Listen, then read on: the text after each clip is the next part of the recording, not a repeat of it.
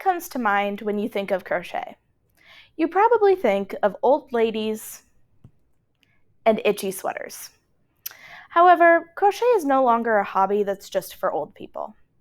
During the pandemic, many young people, myself included, picked up this hobby. Today, I will show you the materials needed to start crocheting, some simple beginner stitches, and the benefits of learning to crochet. Hopefully, by the end of this presentation, you will agree that crochet is no longer only for old ladies. The materials you need to get started crocheting are pretty simple. You pretty much need a ball of yarn and a hook. You also probably need a pattern to follow. Personally, I like to use Ravelry.com to find mine because there's a lot of free patterns available on that website. Once you have your pattern, to find your yarn, you want to check what yarn your pattern recommends, because the weight impacts the size and the appearance of your finished product. To choose your hook, you look at your yarn, and on the label, it says the size of hook that you should use with the yarn. Now, these are the bare essentials. However, in order to be really successful at crocheting, you need a few more materials. Skillshare.com lists 6 essential materials needed to get started on a crochet project. In addition to yarn and hooks, they also recommend having a pair of scissors,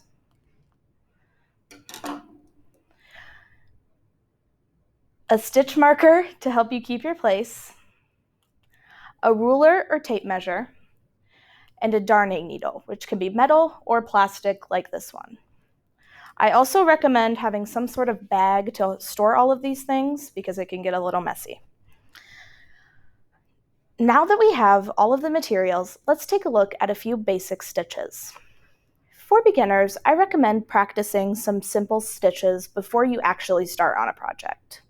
The first of these stitches is the chain stitch. This is the foundation of every single crochet project. To begin this stitch, you make a slip knot, which I do by wrapping a piece of yarn around my fingers, crossing it over itself, and pulling the lower yarn through with my hook. This creates a slip knot on my hook. Then, I take a piece of yarn and loop it around the back of my hook or yarn over and pull it through. This is the first chain. Then you can just continue this process until you have at least 20 stitches is what I recommend for beginners to really get the hang of it. Now that you have this down, we can move on to our second stitch, the chain stitch. For this stitch, you take your hook and insert it in the second chain from your hook. Then you yarn over with the yarn and pull it through those 2 chains, leaving 1 loop on the hook. And that's your chain stitch. You can continue this process for as long as you'd like until you feel comfortable to start your own project. Now that we have our materials and our basic stitches down, let's take a look at the benefits of learning to crochet. Oh, I forgot a source. According to allfreecrochet.com, there are over 100 standard crochet stitches. These 2 stitches are the foundation for every single one of the other stitches. Now that we have the basics down and our materials, let's take a look at the reason why you should learn to crochet. Crochet is a fantastic creative outlet. You can create anything under the sun with just a ball of yarn and a hook. You can create blankets, sweaters, and even little stuffed animals like this one. Additionally, crochet has health benefits. According to lifemaghealth.com, crochet can lower your blood pressure, decrease feelings of depression, stress, and anxiety, and even reduce the risk of Alzheimer's in older people. Now, this isn't the only benefit. Crochet can also make you a lot of money. A ball of yarn costs around $6 at your typical craft store. At Joann's Fabrics, 6 A package of 6 crochet hooks costs $6.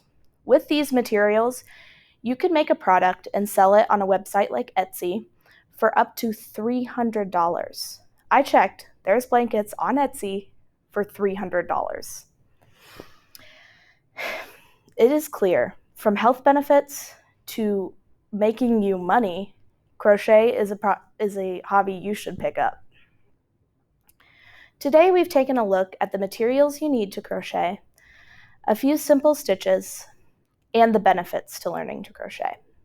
I hope that this presentation has inspired you to pick up a hook and start your own project. Thank you.